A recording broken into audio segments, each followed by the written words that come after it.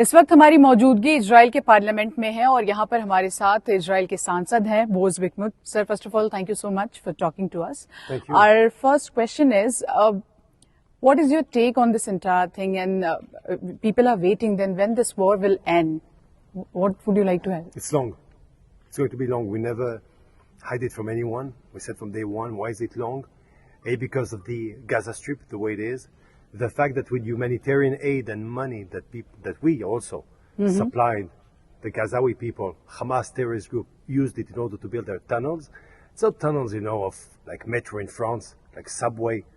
This is tunnels of death. This is tunnels of terrorists, which are 4 times the size of the tunnel in Paris. So imagine where our boys are fighting. Don't forget also you're fighting also in an area where you've got civilians and you don't want to hurt civilians. And third, and not less important, our hostages are there. Yes. And no one can deny the fact that the idea that you've got your own people, it's your kids, it's your parents, it's your grandfather, it's your daughters that are there, affects the way you do this war.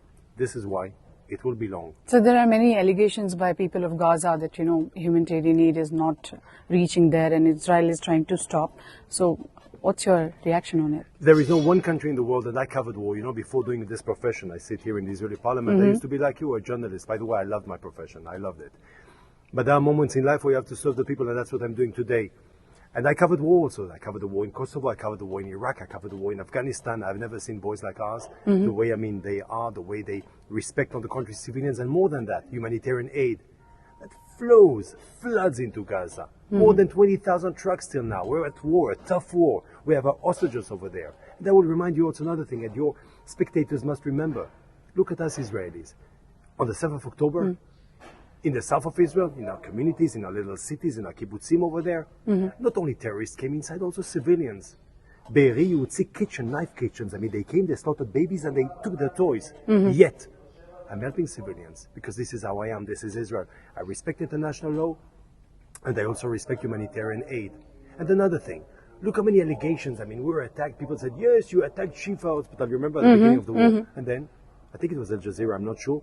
They said, no, it's not true, but they were quoted by everybody.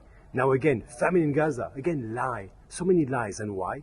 This is in order not to give us the legitimacy to continue this war, bring back our hostages, and eliminate terrorist entity called Hamas in Gaza.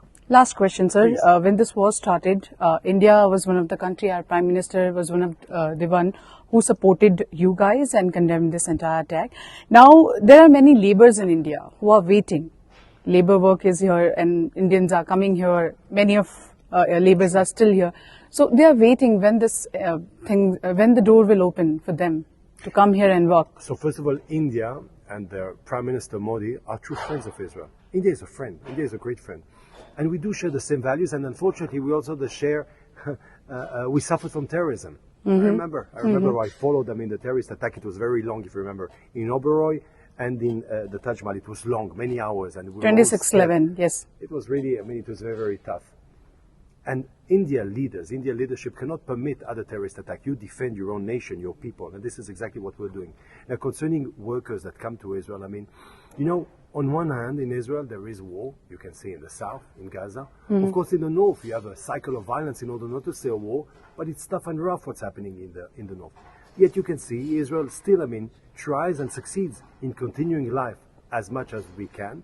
War will not be eternal. It's going to be long, but not eternal. President Macron spoke about 10 years in order to eradicate Hamas from Gaza. No, Israel can do it. We don't need 9 months like Americans in Mosul, but we don't also need 10 years like President Macron said.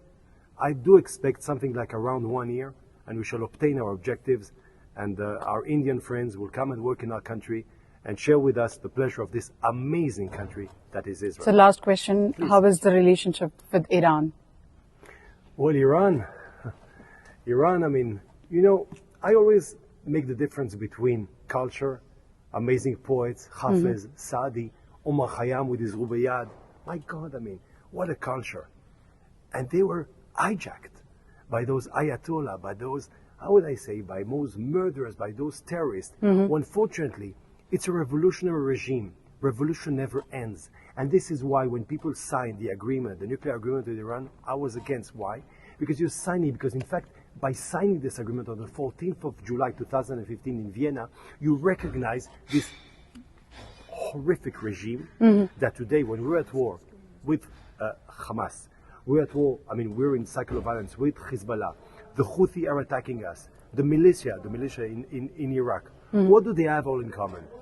Their godfather is Iran. And this is the dreadful neighbor that we have. Again, as I said before,